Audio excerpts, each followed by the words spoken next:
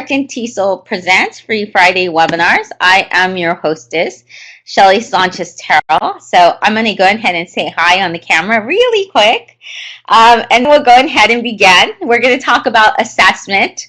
So today we're going to say more than 7 ways to understand technology. We're going to give you many different ways actually. And share with you tons of resources that we will put on the American TESOL blog. So thanks to American TESOL, we're here every Friday. We have a couple of certification courses you can take online. We have a TESOL Advanced where you do receive a certification. We have the one that I've written, which is the esltech.com. It's teaching with technology certification. You can take it at your own pace online. And then we also have teaching a children one as well. We're here every Friday. We have lots and lots of webinars, so you can see the recordings at the American TESOL YouTube channel, which is youtube.com/user/atesol. So let's talk about assessment. Assessment, there's different forms of assessment you might have heard of, and we have another webinar which talks about exam prep. And it's studying more for standardized tests. So there's formative assessment and then there's summative assessment. So there's ongoing assessment, and then in the ongoing assessment, you get little bits of information to really help students. And then there's an assessment which is meant to sort of see an accumulation of what they've learned throughout the year or learned through a certain amount of time. I really like this quote by Robert Collier, that it says that success is the sum of small efforts repeated day in and day out. So the tools that we're going to share today and the tips and the different resources are going to give you different options for daily or every time they're in the class, quick 5-minute ways to make sure that they understood what was the lesson. And you can use these tools in other ways. You can use them as actual summative or multiple choice. It's up to you how you decide how to use the tools and how you make them more engaging. When we talk about formative assessment, and I really like what Ross Coops, and he's rosscoops31.com, what he has to say about formative assessment tools. He says that just because I show you the assessment tools today, really what defines it as a formative or effective formative or a summative process really depends on the way you use it as a teacher. So as a teacher, we have to remember, or as an educator, that it's a process and it's not like a one-time event. So for example, if we take a poll or if we use clickers where you click and your students give answers, what we do with that information in the context of that particular assessment really depends on how effective it's going to help our students. So if we share, for example, with our students what the statistics are, how they did, and then we also get a little bit of a picture of it, but we can use it as a benchmark process. We can actually show them, why did you make this score? Were you just not prepared? If we use it in a good way and we continue to do these different types, and it's really important to have different types, not just to have multiple choice or quizzes or things like that. It's good to have different types of assessments, so that way our students, we can get a better picture, we can get more data, and they can use that to improve how they learn in your class. So James Popham says formative assessment is a planned process, and teachers and students use assessment-based evidence. So it's using what you receive, the data from that, to adjust what is currently being done. So that's your students as well, how they're learning, why they're not getting it. And it's not necessarily because of an effort situation. And it also talks about us. Maybe we're just not, the students, the way we're teaching it is maybe not in the way that a lot of them are grasping it. And every year or every time we have a different set of students, they come with very unique, different types of learning styles, or also the way intelligence and things like that. So we have to consider all that. Even if something works for a very long time, we should change things up, because and especially when it comes to technology, our students, even though what worked with us when we were learning doesn't necessarily work with our students today, with all this technology, it does impact their learning, and they're used to processing information in different ways. They're also used to being engaged in different ways. So definitely we need to take those take that into consideration. So the types of tools and resources I'm going to share with you, these are just some of the ways that you can use different types of assessment. So there's self-assessment, where students get to evaluate themselves, evaluate their work. Draw response, and a lot of the web tools I'm going to show, they actually have where the students can go and they can draw. There's usually like a stylus pin, and I'm going to go ahead and grab that so I can show you what a stylus is. A lot of times vendors will give them for free, but also you have, so this is a stylus. It helps students write or draw and stuff on a, it helps them do that on a mobile device, a tablet, and it makes it much, much easier. Even on the computer, sometimes you can find like little pins and that. There's student response systems. One of the systems will be like a draw response, or where they answer multiple choice, or they submit different types of answers. Digital portfolios is another one, and we actually have a webinar that focuses on digital portfolios. Exit slips, games. There's also admit slips, and we'll talk about the difference between both. Games, clickers, photo challenges, graphic organizers, and peer feedback. So these are the ones that I've put in the presentation today, but of course there's many, many different types that you have. I published a book called Learning to Go, and in Learning to Go I have a lot of different assessments that look like this. So you can enter these on a tablet. They're basically almost like, you know, that students fill out and then they draw the answers. Now, the students, when they worked with this, in this particular one, this is, you know, when I was doing an example, I used Nearpod. Now, Nearpod is a way that they collected these. There's so many options when it comes to Nearpod. Nearpod is free. It works on any device. There is, like, of course, a premium that's going to give you a lot more. But you present to students a presentation or the learning, and the students on all their devices, they enter code from any device, and they stay within that. Like, they don't, that's one of the great things about Nearpod. It's great for classroom management, because your students can't go to Facebook. They have to stay on that actual learning, and you direct where that learning goes. So until everyone turns it in, you know, you can do different types of assessments.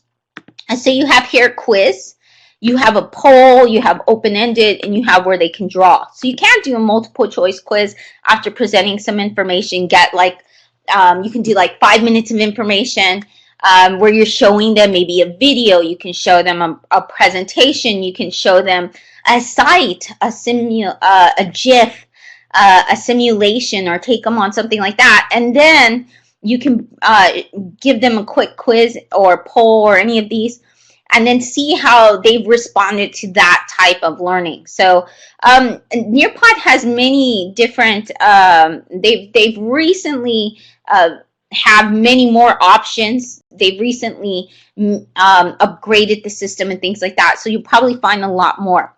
Now, this was one of the assessment options that I actually put under the Draw It. And so you can see my students, it collects all their work, and then I'm able to show that in the big screen, the LCD or anything like that. I can show everybody's work. So it's really nice. The other one that's really good, that offers multiple types of assessments, it's also free. They have a free version.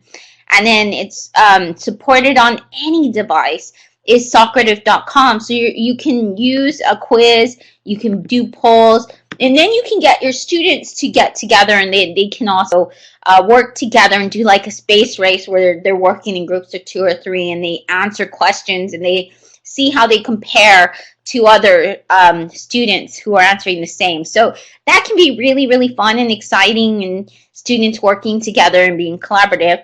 And then they have an exit ticket. Now, exit tickets in general is a type of assessment. Exit tickets are usually at the end of the classroom. Well, they're always at the end of the class. And they're about 5 minutes. They should be about 5 minutes or less to be effective.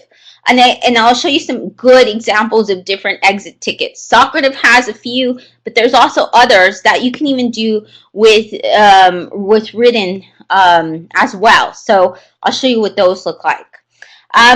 But before we go into that, another really great assessment tool out there is goformative.com. You can see here where the teacher can give feedback in many different ways. Students can draw, they can write, they can give word problems, they can, I mean, there's so many different options. So it's a lot like it's one of those tools that's really great for teachers like Socrata and Nearpod that give multiple options for assessment. The other one that's really good too is AnswerPad. So it's up to you. You can check out these different options and you can see which one is the best one for you. I started using Nearpod. That's what I use, but it's because I haven't tried the other ones. I've already was with Nearpod, so I haven't really had the need to go outside of that. But I hear a lot of great things about these other tools, and they may be better for you. So it's up to you. It depends what subject you teach.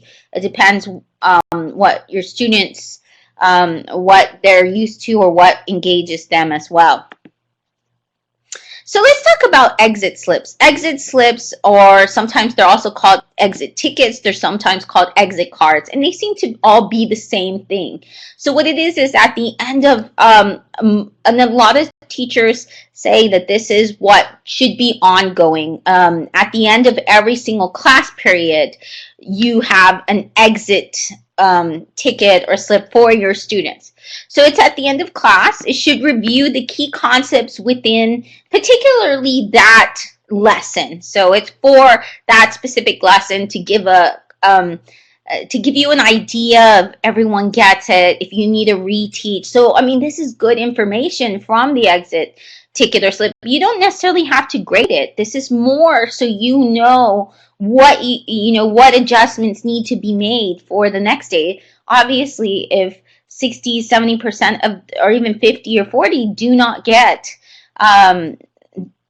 do well, then that means something in the way that it's presented or taught needs to be changed. We need to go over it and we need to try a different approach. Maybe if we used a video, maybe they just didn't like that video, they didn't understand that video. And you can ask your students these questions. Feel free, if it doesn't go well, and you sense that from the information you get with an exit ticket, then you can go ahead and ask the students, okay, what's a better way to approach this topic or to show you.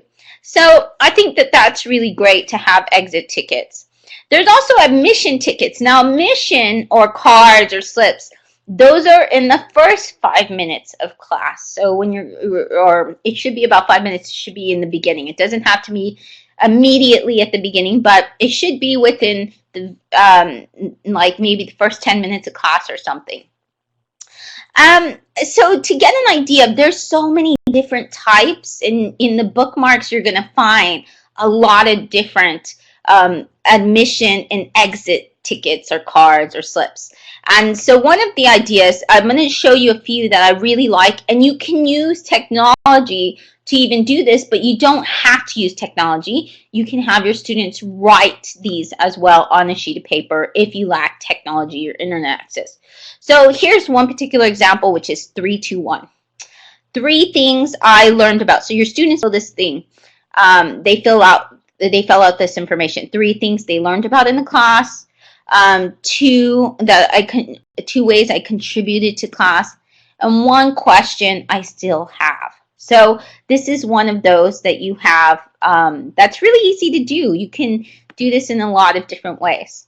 The mathematicsshed.com, I love a lot. That's one of my favorite math sites, and I recently presented this, but it's just so amazing, and it has a lot of exit and admit tickets. The great thing about the site is, even though it's for math, you can get a lot of ideas for your particular lesson, so it doesn't necessarily apply to math. So one of the really great templates there that can apply to any type of lesson is a tweet exit ticket. And this one on the mathematics shed, it says in today's lesson, and you will tweet, you know, depending on the hashtag. So you get to fill in the hashtag that your students use for the class. I would say make it very specific so you don't get people that just spam. Of course, you can always do this on the Today's Meet. It doesn't necessarily have to be Twitter.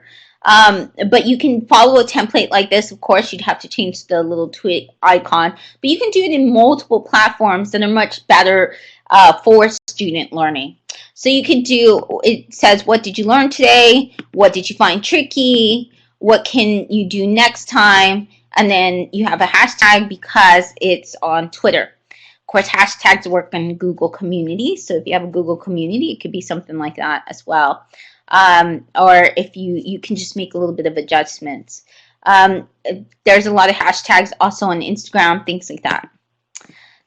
So you have here also, so one tool that I really like, and you could do a 3-2-1 on this particular tool as well. Or you could do a number of different assessments, is Educreation. So Educreation does have a free exam for you, but then of course it has a premium as well. There are paid things. And so I really like how Miss Woodine uses this. In one of the ways that she does is that she has students do word problems, they do visual word problems, and then they send it to her. And she also has literacy stations, and she uses this in a number of ways that really checks student assessment. One of the reasons I chose Educreations, there's some other ones out there. There's Screenshot, there's a bunch of these actually. But one of the reasons I like Educreations is because they're a web version.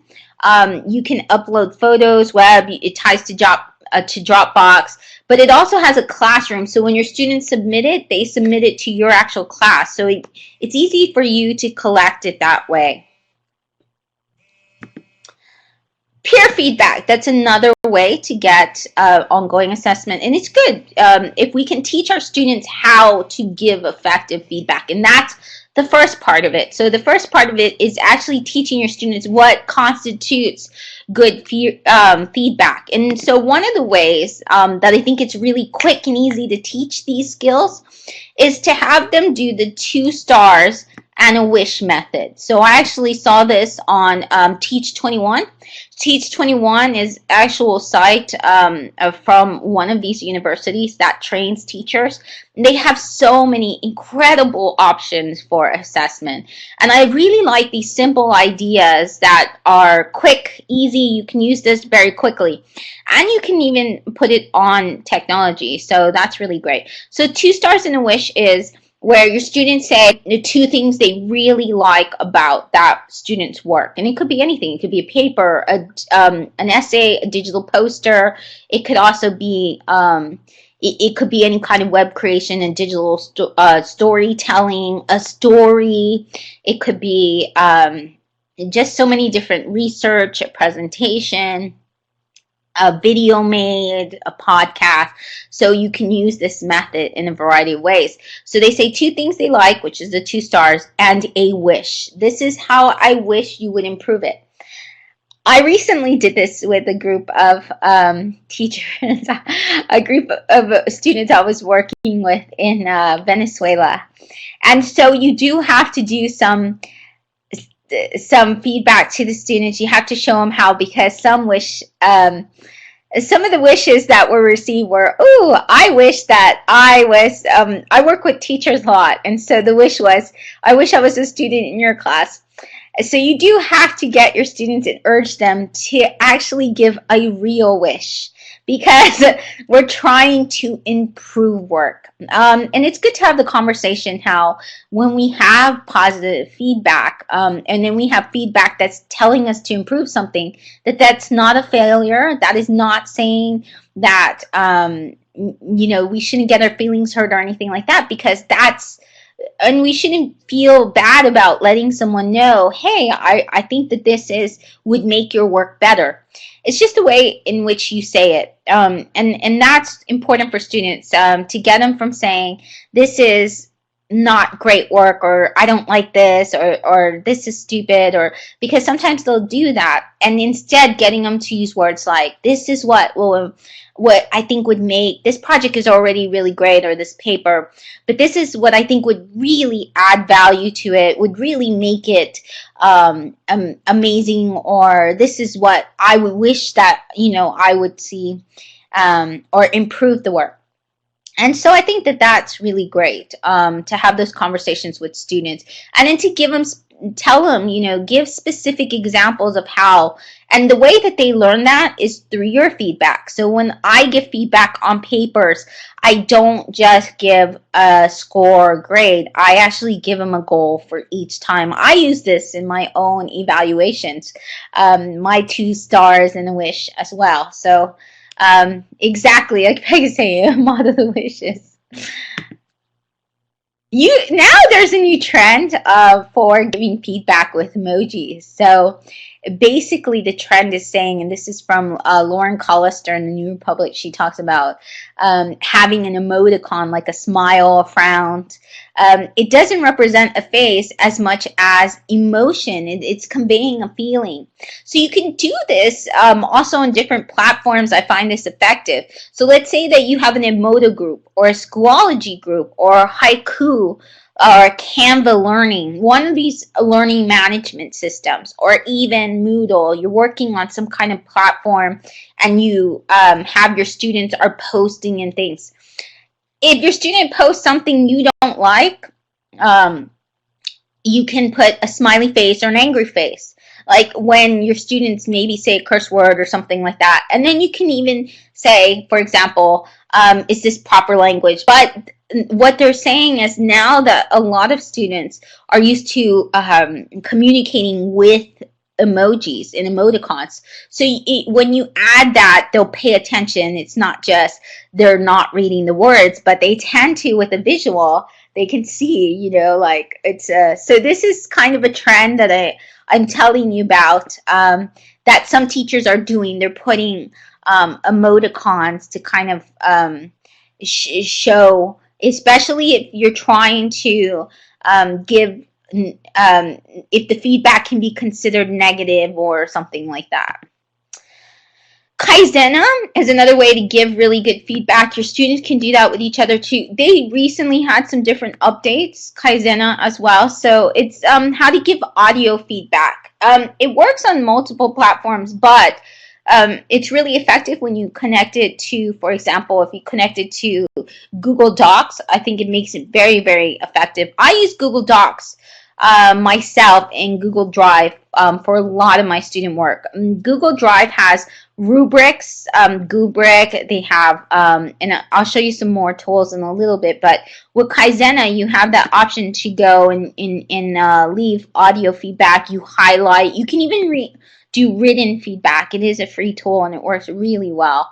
And your students, I think for language learners, it's really great to have this because they start practicing their listening skills and their speaking skills. So if they're helping each other with, for example, a paper, that's usually the way that this is used the most effectively and most commonly. They have that reading, that writing, and it's all 4 skills that really is developed by using Kaizen. So I like that. Your students can also, you can gather, you can do back channel apps. My 2 favorites are Padlet and Linowit.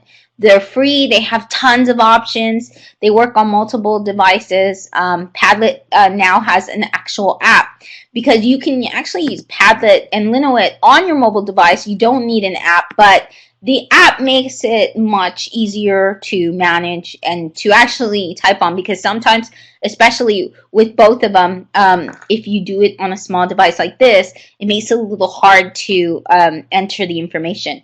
One thing I like about Linoit, when you ask a question, it's color coded. So you have color coded stickies. It's a sticky board wall. You stick notes. Your students can stick videos. They can stick links. They can stick pictures. They post it all there. It's called a sticky wall, but it's basically posting, and it looks like a sticky note. So if you ask a question and it's in yellow, all the answers, you can make sure that it's all in yellow. You can tell them, okay, post the answer to this in yellow. If you have question number 2 in blue, you can post it all in blue. So it's not as pretty as Padlet, but because of the color coding, it makes it really more effective in a way to have all of this. I love Padlet too, though, so I mostly use Padlet unless I need color coding. As you can see here, this is the video. It gets played back. You can add pictures. Pictures are much better in Padlet. In Linoit, they don't blow up as much, so they can be a little bit harder if you're taking a screenshot and things like that. But I love both tools quite a bit. If you're trying to find quick assessment, for example, like you're trying to see what students got out of a particular video. Let's say you posted a TED Talk, a 5-minute video, a movie, you're showing a movie segment for maybe Black History Month or something, you're doing the Civil Rights Movement or something, then you can use this as a way to gather information to make sure that they are grasping key concepts from that particular what they're watching.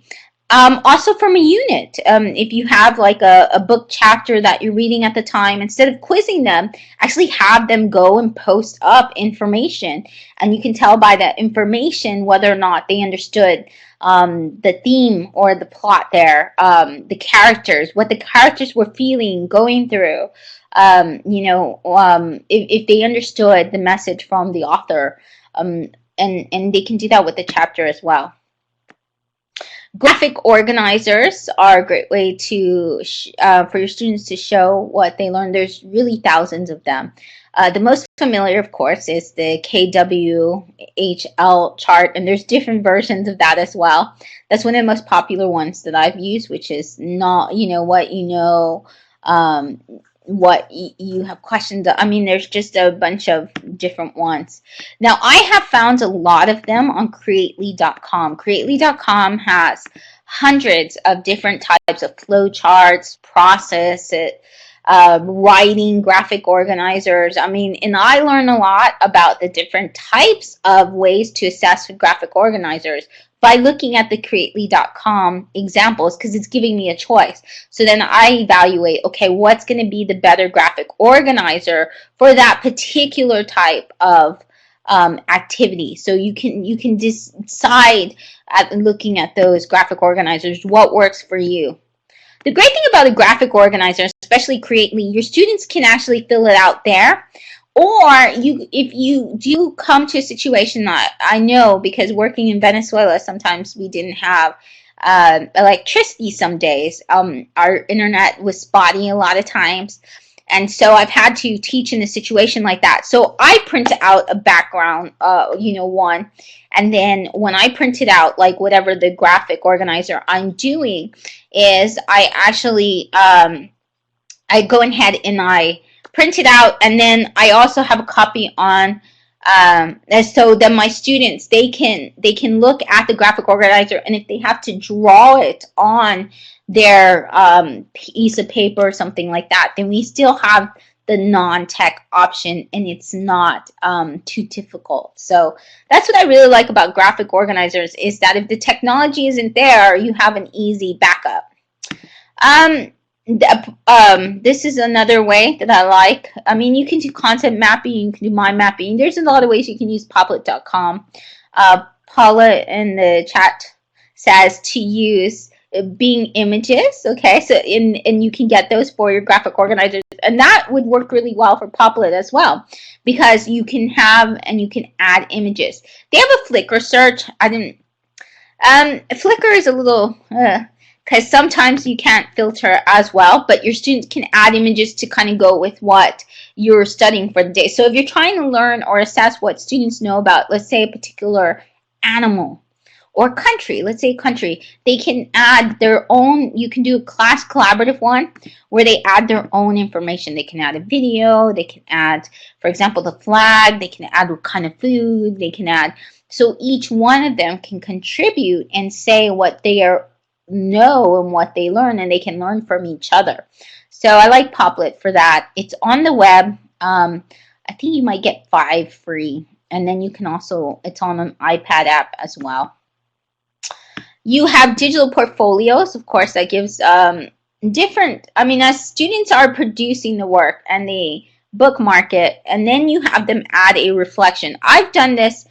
I tend to teach adult students. So my learners, my college students, we used Pinterest because they hadn't used portfolios before. They like their Pinterest portfolios. You can go to my site, which is shellyturtle.com/portfolios. I don't know what it says, but under research, I think you can find it too. These are the ones that are recommended that I've used. EduClipper is much better, I think. It's a really great way to have a portfolio, and it's really good for students in general. It is made for teaching purposes. So EduClipper is a lot like sort of Pinterest, but much better. And it's private platform. They have a Edmodo app, so if you use Edmodo, it's really easy to integrate EduClipper into that. Google Sites, a lot of teachers love Google Sites and use Weebly. You can find different examples of that. Live binders, I love live binders. I've used that before. I think it makes a really great way to have a digital portfolio.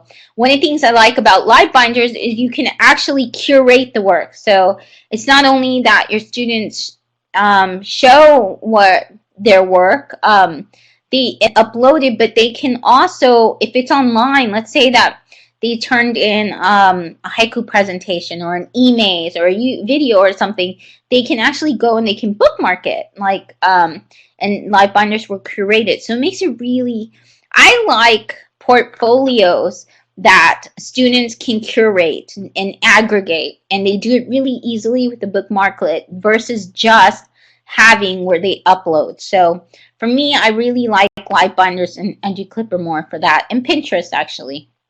A Seesaw, I hear is a good option. The problem with Seesaw is I believe it gets rid of your portfolio. So I kind of like things that are more permanent for the student. So that's something to pay attention to. You go to shellyturtle.com, you can assess with different games. I'm going to go ahead and wrap this up. There are different ways to do this. There's Quiz, that's a lot like Get Kahoot. .com. You know, students like both very, very much. It's a great way to get your students to see what they know. Quick trivia, you can use it for drilling, things like that. TinyTap is another way. TinyTap works really well even for very young learners, like toddlers and stuff like that. They can create their own quizzes. Even with Kahoot, your students can create trivia quizzes and things. So the students really love it. They don't even see it as assessment. They see it more as games. There's video tools and video assessment. I mentioned these in previous recent webinars. They're edpuzzle.com. You can take a video and you can actually assess in different ways. If you're flipping the class, this makes a lot of sense if they're doing this for home as well. There's one way to take care of that problem, whether or not they're learning from the video. But also in general, if you're showing a video in class or anything like that, then you can get your students feedback. You can see what they've learned from it. ESLvideo.com, you can create quizzes. Unfortunately, it has a lot of advertisements, but it's made for language learners, in the sense we talk about our language learners specifically. So we assess what? Listening skills. There's visuals there, even a little bit of short writing and reading, but mostly listening skills when we do these kind of activities. One of my favorite tools, I wish that this was more embedded in things like that, but Blabber TV, they have a lot of interactive YouTube quizzes. Another really great option, and now there are new templates. You can even videos and things like that is Google Forms. Google Forms will allow you to take different types of assessments. It even is really great for research, surveys, but it also, you can make a multiple choice assessment with Google Forms. You can even add where they watch a video and then you ask questions about that. So there's a lot of ways that you can really assess different skills, not only writing or knowledge, but your students, you know, the listening and things like that, which is important for language learners.